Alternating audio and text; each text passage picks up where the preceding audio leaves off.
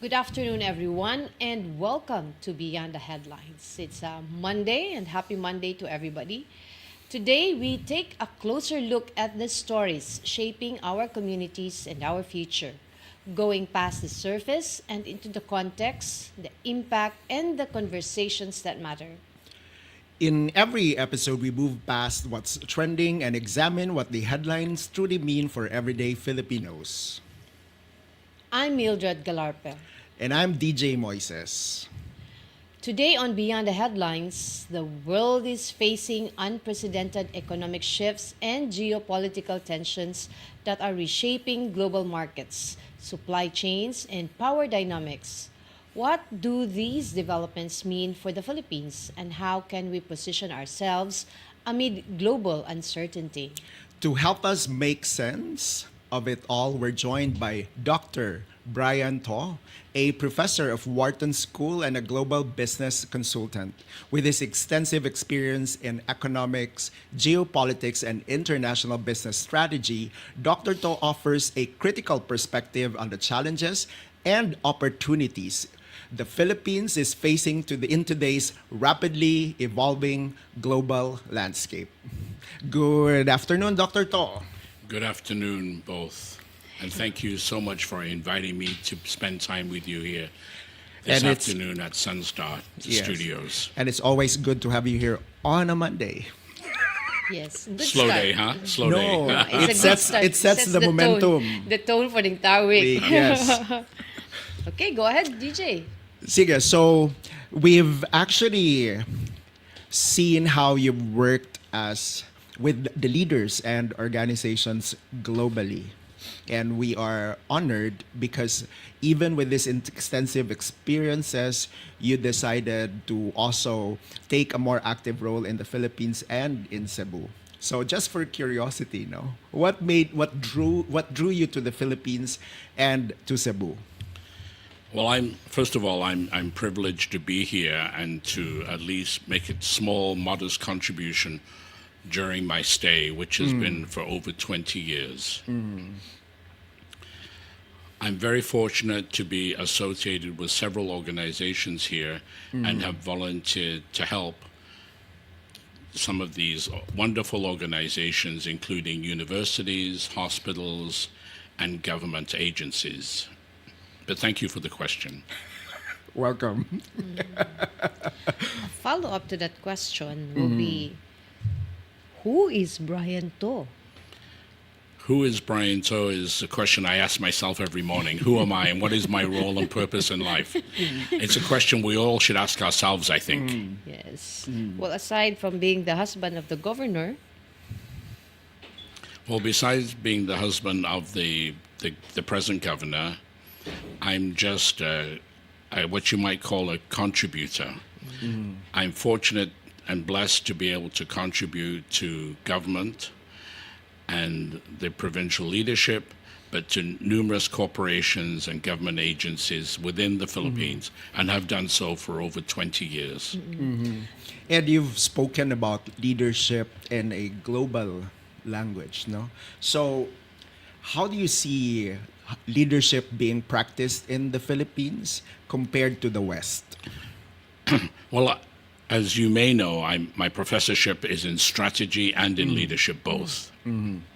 But to try to answer that question diligently, it's fair to say that leadership within the Philippines is somewhat bipolar, how is that? Which means, which means depending on who's leading the country, who's leading the province, who's leading the city. I mean, you don't need to hear from me to know that we have the legacy families, but we also have new competitors, new upstarts, and new contributors.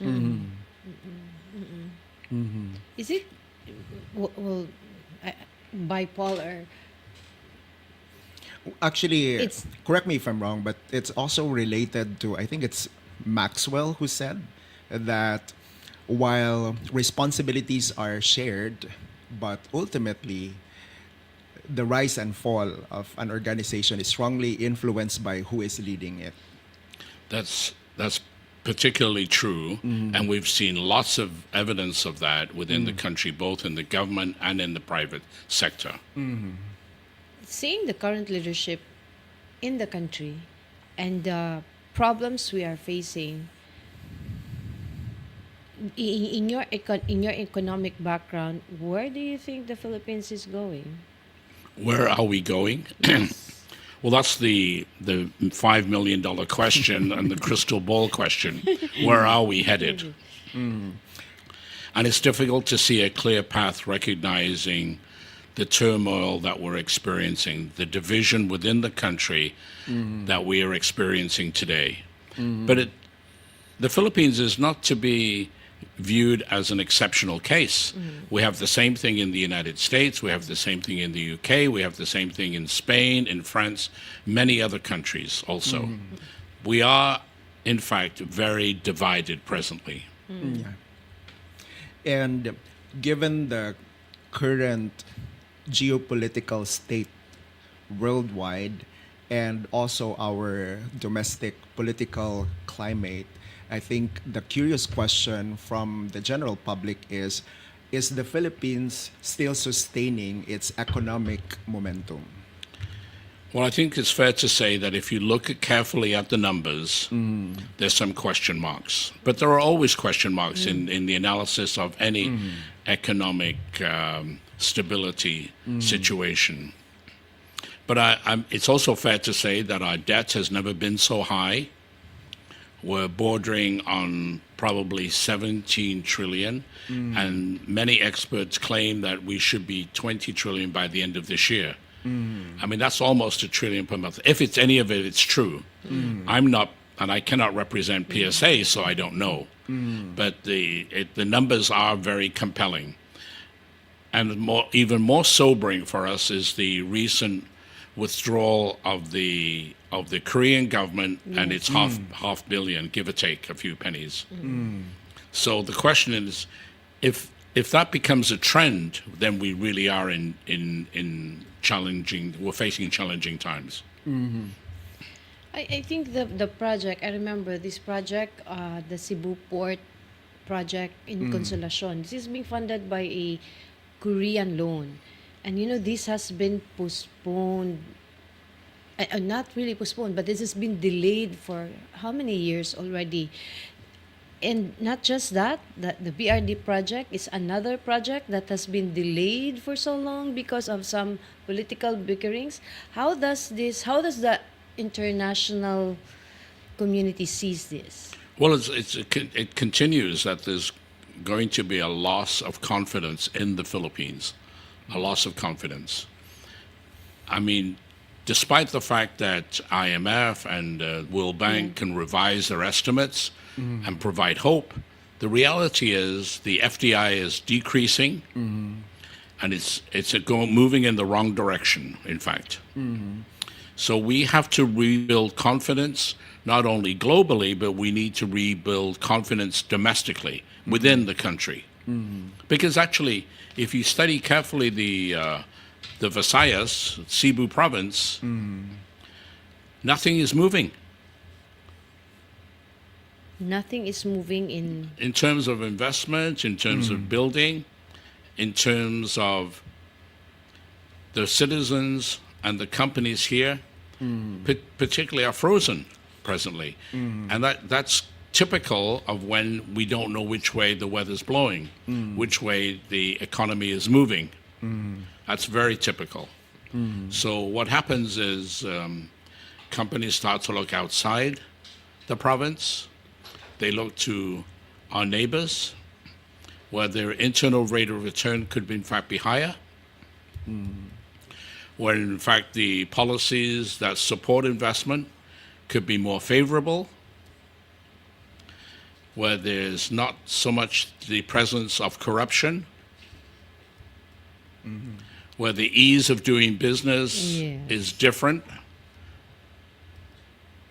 I mean, it's fair to say that the ease of doing business has been a challenge for the province and the businessmen within the province.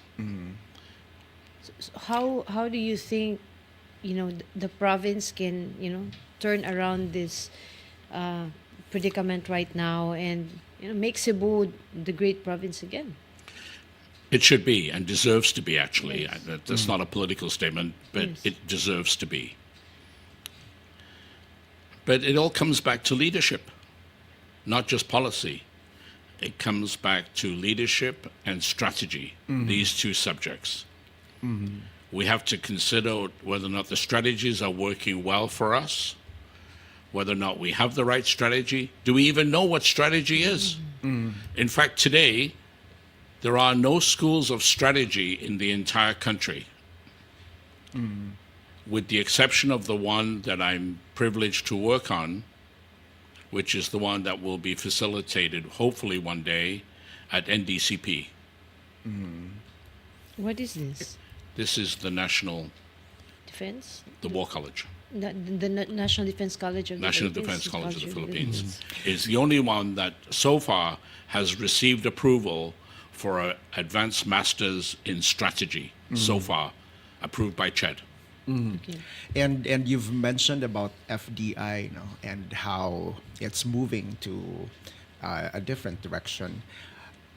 Can we do some benchmarking this time in a younger country like Vietnam? Because I've also had a lot of friends who are also curious about Vietnam, because a few years ago, one of the consuelo, you know what's consuelo, that Philippines often tell ourselves, or often tell ourselves, because this is part of the growth process because we are a young country.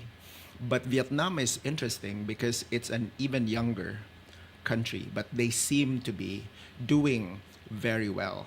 So, what explains, in your opinion, the gap that we are seeing now in terms of the economic trajectory between these two countries?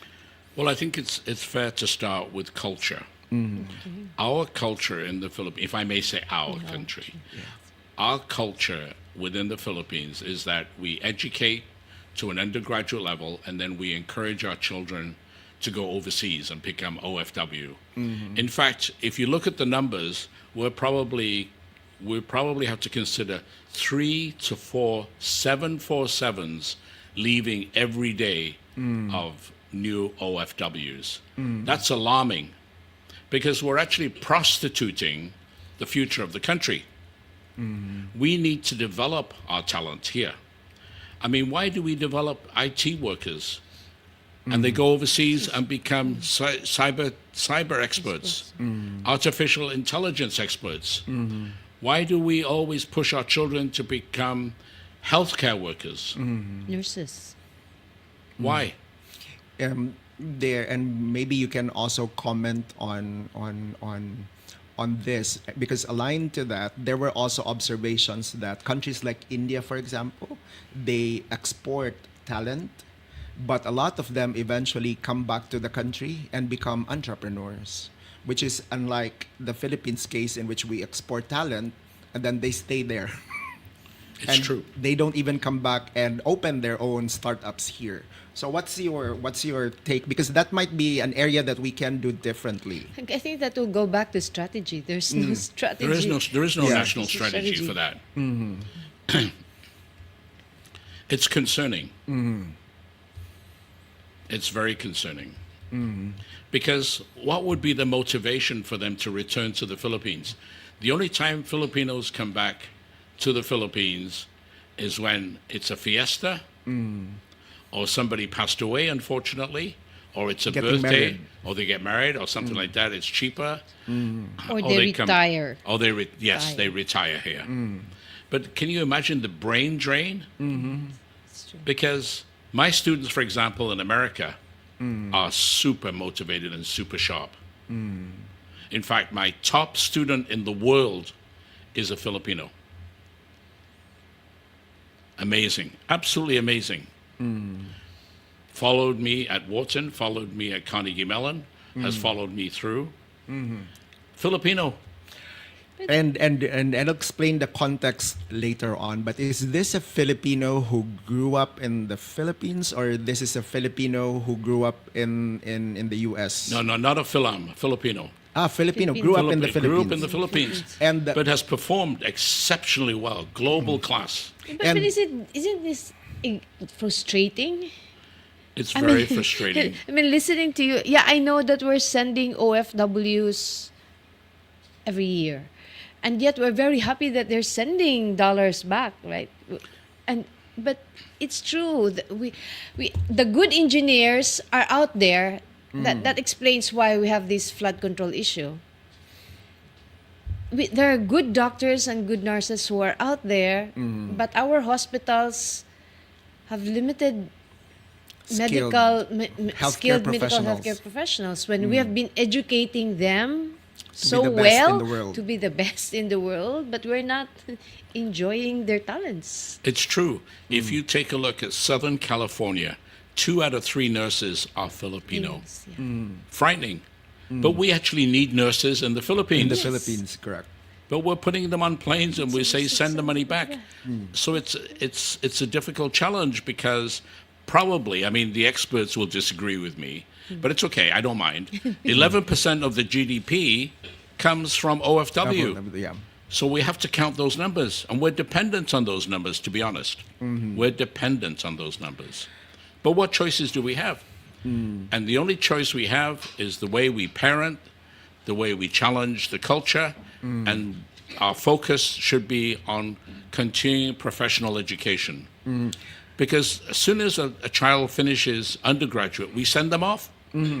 You've Right me- away. Yeah, you've mentioned about culture, and also one of your best students now is a Filipino. The context earlier when I asked about if is this a Filipino who grew up in the Philippines, because there are also interesting observations that for some reason the Filipinos outside the Philippines tend to perform better compared to the Filipinos in the Philippines. Do you have a perspective of this observation? Well, it's a wonderful question, but again, it's directed at culture. The culture we have here is very different than the U.S. In the U.S., it's highly competitive. You perform or die. That's not the culture in the Philippines.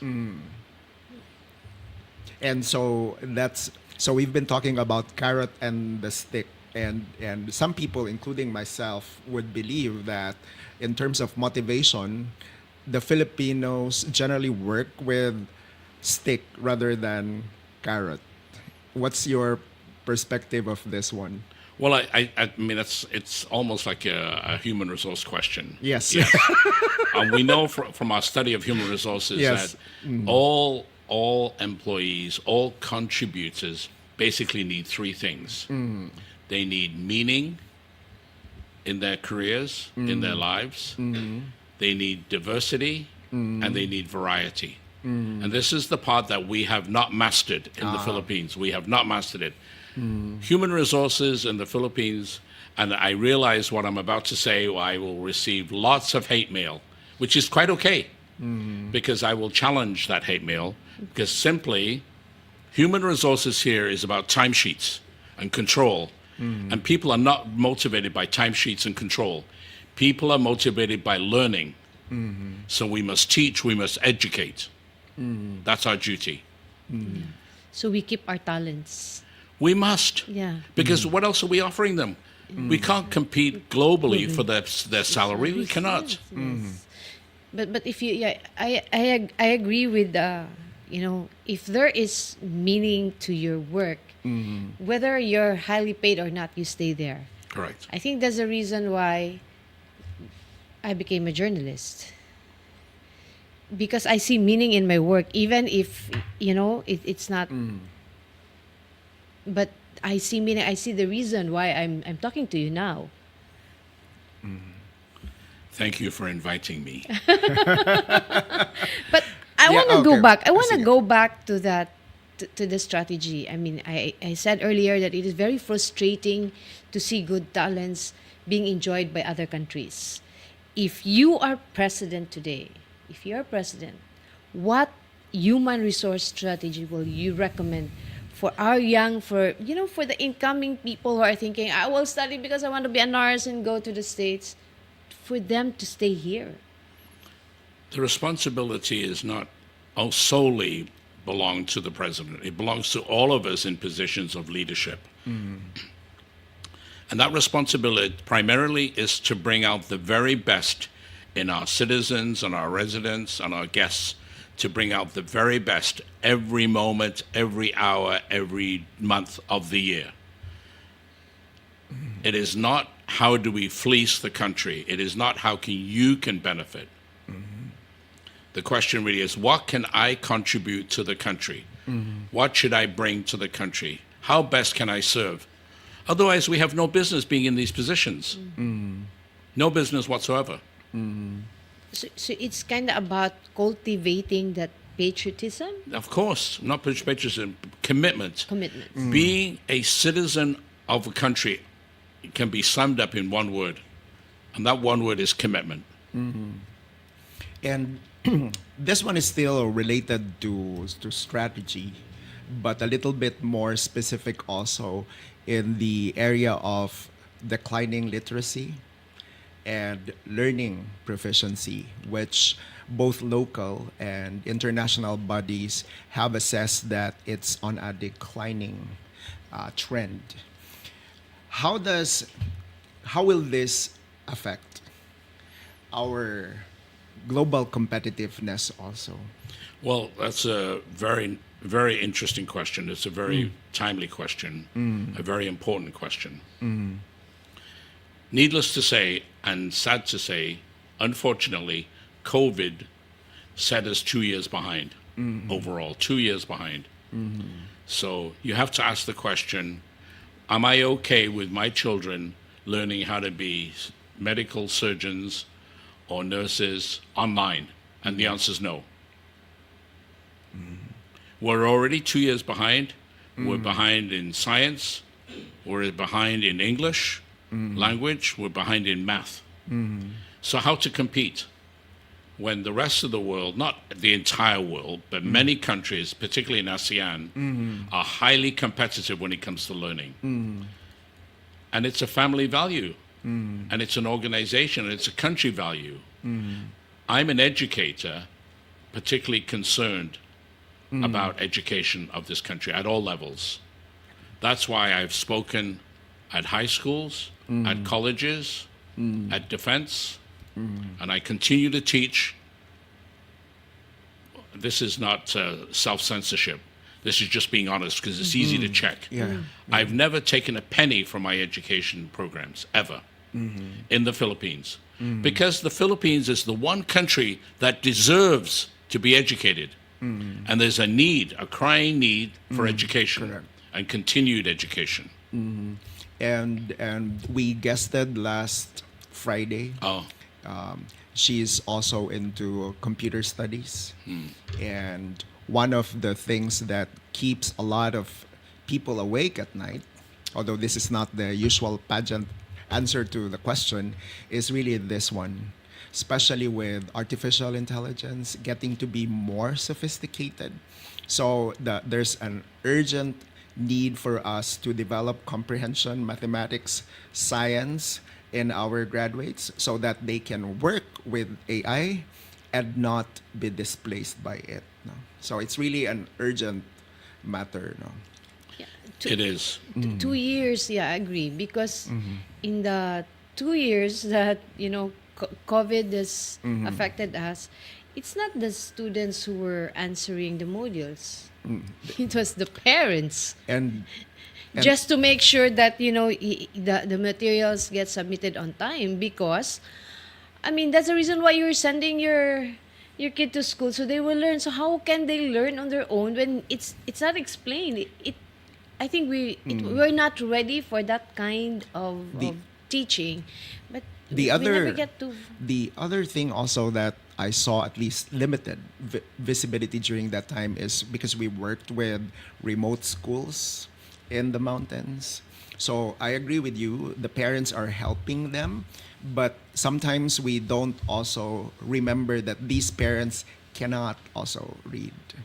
and was not able to finish even primary school. So you can imagine even how that diluted the learning, no, of these students. And also how education has been so commercialized that it is not that accessible to many. Even the issue on scholarship, you government gives scholarship to those students who are, who are in the higher echelon of but what happened to to those who failed to make it? It's not because they're, maybe that it's not because they're less in comprehension, but maybe could, they have work to be done at home. And We also just have not had an opportunity or the patience to really diagnose well. yes. And this is very clear when you talk to the teachers of a lot of these students. And if there's, sige, we go back to strategy, no? If there's anything that the Philippines in general, no, can do to suggest education reform, no? Because we have a lot of priorities at this time, and obviously resources are not limitless. So what can you suggest as a reform that we can introduce in our education system so that we can close these gaps, no, that we are obviously seeing now? Well, there's always competing challenges for what the curriculum should be for K1 to K12. There's always competing challenges. But one is to consider extending, I mean, many will disagree, I know, but extending the learning hours. But then, of course, we have problems with classrooms, availability of classrooms, availability of teachers. But it has to become a national priority. If not, we're prostituting our children, we're prostituting our future as a country. Somebody made a comment on our live. Is the Philippines education no longer a leading industry? We no longer value quality education in the Philippines. Our value system has changed. Is that a question for me? I think so. Oh, okay. I'm not sure really how I can answer that fairly. But one thing I do know for sure, that the Philippines is valued for its English language ability. And there lies part of the revenue consideration. Because if we continue to educate the world, of course we know about Korea, we know about Chinese, we know about Taiwanese, et cetera, then we have a chance, because you could in fact divert those funds to helping rebuild the country's educational system. Because it's very profitable to teach English here. And the cost is completely different than other countries. And we have the English competency. But we have to face the reality that, excuse me, we have to face the reality that there are 3 languages that are needed in the world. Of course, all languages we value because that's culture also. And those languages represent 68% of the world's population, are languages that are used. They are Chinese, English, and Spanish. We can, as a strategy, since you mentioned it several times, if we could focus on those, creating institutions or colleges that really focus on those 3, we have the market. But then how to find? Yes. How to find? So you import, so which means you've got to argue with Dole and all these other wonderful agencies. Okay, but you have to import. Well- And allow Allow yes. them to come. Yeah, because we've kind of restrictive into Yes, we're very restrictive.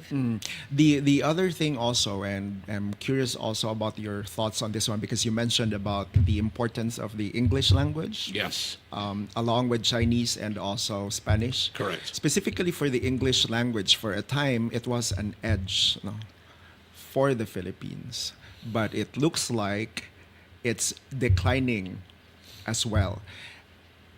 This one is a tricky question, but I'm genuinely curious about your answer. is the mother tongue education also, has it also affected that?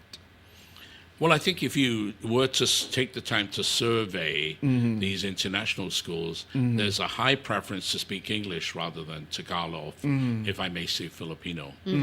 Okay, or Bisaya. Bisaya is a language in my mind, but of course, nationally, it might be referred to as a Tagalog. it might be referred to Filipino. as a dialect. Yeah. Okay. The Sorry. Visaya. The Yes, Visaya. Yes. Visaya language. Yeah. Sorry. Okay. I mean, it is a language. I mean, a large proportion of your population It's using speak it. Bisaya. Yes. So, but actually, it's true what you say. I mean, between the polite words, okay, not only the mother tongue and its importance, but also, I mean, language is culture. Let's agree upon Yes. that. Yes. Okay, so it is important. But we also know that the competency for language within the Philippines is very good. There are so many dialects, and that should be, I feel, should be retained, should be spoken, at least at home and in schools. What a shame if we don't continue. Yes. What a crying shame. Yeah, it's like you're a foreigner in your own land if you cannot speak your own language. Correct. I mean, we know that from the second generation of Philams in America, as an example. Many do not speak actually, even though their parents are fluent. And it's sad because they may come home, they visit their relatives, etc., etc., And they don't etc. understand. They don't understand. So how can we then sustain? In fact, it's already declining. Our advantage supposedly in terms of English proficiency. Well, with Generation Z specifically, if you're unable to learn language, it will affect your livelihood. We have to make the link between economics and language to show that it's important. Because with this generation, if you don't demonstrate that, there's no motivation to learn. I agree. You know, if you go to the countryside and you're into the tourism belt, if you know how to speak a little English, you get good business. Compared to those who really cannot speak and don't understand. True. I mean, I remember the English is not complete but understandable. At least. Joe, ride, all this. I mean, Correct. and they get to do business.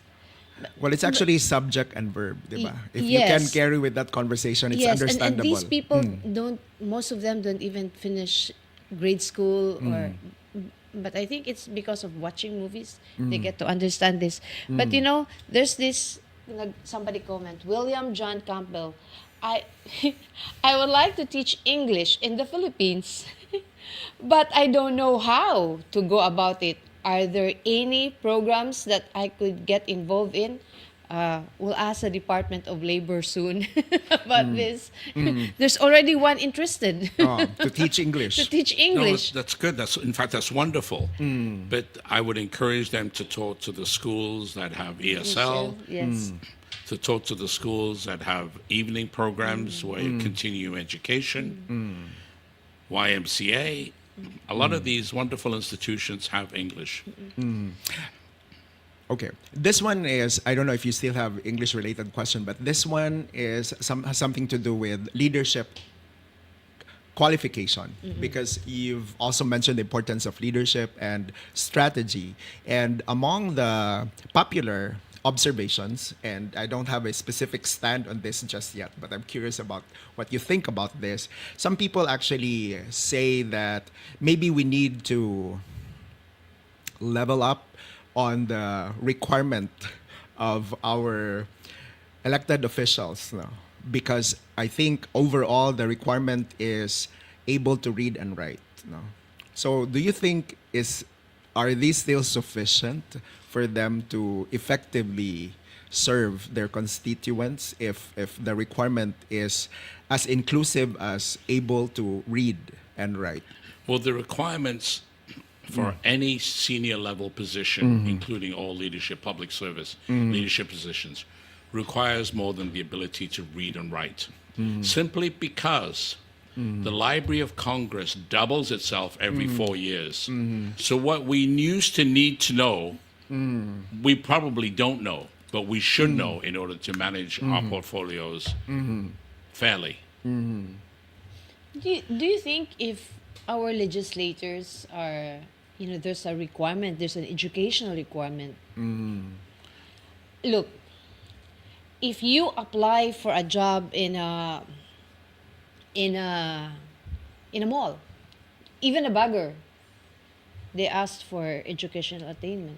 Isn't it an irony that jobs like this required you to be a college graduate, but When it to comes be to in public, Congress, to be a president who you rule the economics of the country, you just learn how to read and write.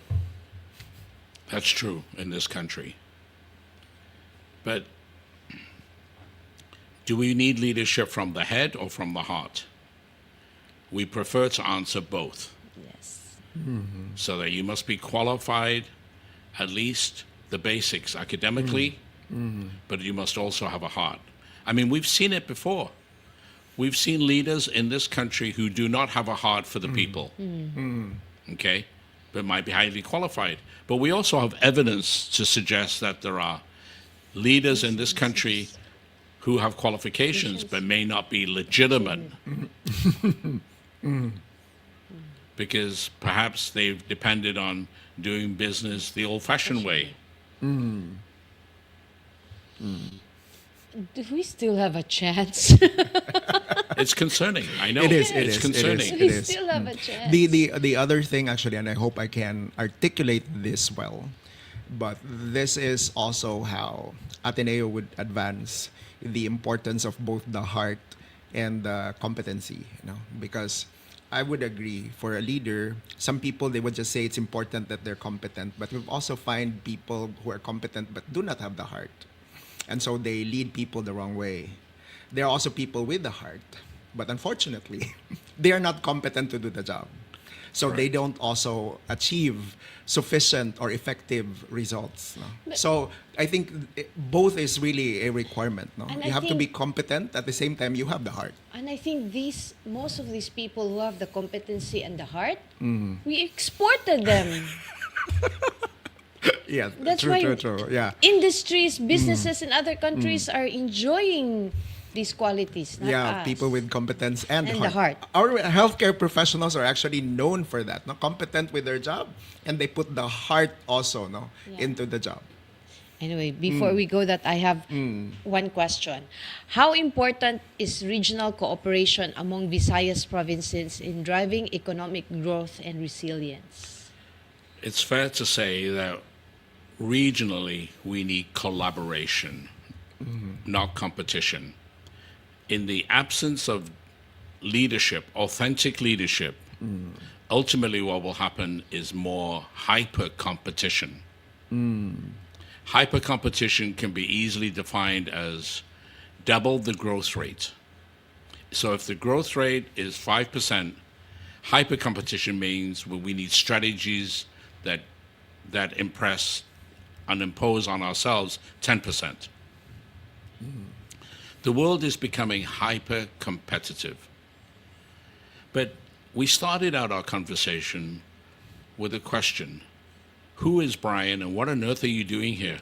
It's a very valid question because having worked in numerous countries, including a few around Asia, but mostly in the Western world, I have yet to see a country anywhere where the people are as deserving as I've met here in the Philippines. And I don't say that for lip service. I say it because it's true, and that's why I refuse to accept any compensation for my work here. You will not find a community anywhere, even in Vietnam, that is deserving as here in the Philippines. On the other hand, it's only fair to say that I'm not in a dream state. Yeah. Those of us who've worked in Luzon, in NCR, we know there's many gangsters here. Let's be honest. We'd be lying to ourselves if we say there's not. And they're not so deserving. But for the greater majority of people here, they're deserving. And they deserve great leadership and great livelihoods and great health care and great education. And some of those areas I focus on, as you know, because I've mentioned already, they deserve the chance and the opportunity to advance not only their families, but to advance their province also. So, allow me before we zoom back in. No? So this one is super zoom out, no? Which is about You're the just like the camera, zoom in, zoom out. Okay, go. about the rivalry, no, of U.S. and also China, and that these are the type of dynamics that we cannot just not want to see. No, so how can the Philippines in general emerge as a stronger country given these factors rather than becoming vulnerable by them? No? Like, to which side should you go, right? Well, it's fair to say, and I don't think there'll be too many who disagree, under the PRRD leadership, we were Chinese-centric. And at that time, it was natural because of the proxemics, because of the region, because of our location, our strategic location in the Pacific. But in recent times, it's also fair to say that we've become American-centric, which is potentially risky, in my opinion. It's risky either way, whether you're Chinese or you're focused on the US. But it's risky because how many EDCA bases are here now? And how many missiles are really here? And how many naval bases are going to become even more prominent? Essentially, potentially, puts a bullseye on us. But in terms of first-tier defense strategy, it could be a must if China continues to bully. But are they bullying us because of America? Or is it because of Taiwan, or et cetera, et cetera? Difficult to say unless you really have a deep knowledge of the geopolitics. But let's just say, I don't think the Philippines just should have a bullseye on ourselves. We should not. We have to be more innovative and more strategic in a way that we can satisfy the other side of the world and at the same time continue to live peacefully within the region. That's a very challenging question. It is actually. Agree. You have any other questions? Okay, so I think there's an event coming. Yes. There's an event coming this Friday. There is an event. It's a joint effort between the Cebu Chamber of Commerce and Industry, affectionately known as CCCI, together with the capital, the provincial capital of Cebu, which will be held this coming Friday at the Capitol building in the social hall at 1 p.m. And actually, everyone is invited. No tickets are being sold. Unfortunately, no lunch will be provided. Bring your own lunch. Because, Fine. you know, if I were to broadcast that lechon for everyone, the social hall is already full. Yeah. But unfortunately, we don't have the budget right now. Maybe one day. But we will have this wonderful event where you will hear not only me, but I mean, I'm happy to be there to serve coffee, but we'll have some notable speakers there who will give us their perspective on the very subjects that we've been discussing today. And this one actually is just a prelude, no, of what the public can actually expect. No, I was actually speechless earlier, no, when you gave very direct answers to some of the questions also that I'm sure our viewers, no, have been meaning also to get some perspective on. No. I think, DJ, that's a weakness of the Filipinos. No, we don't.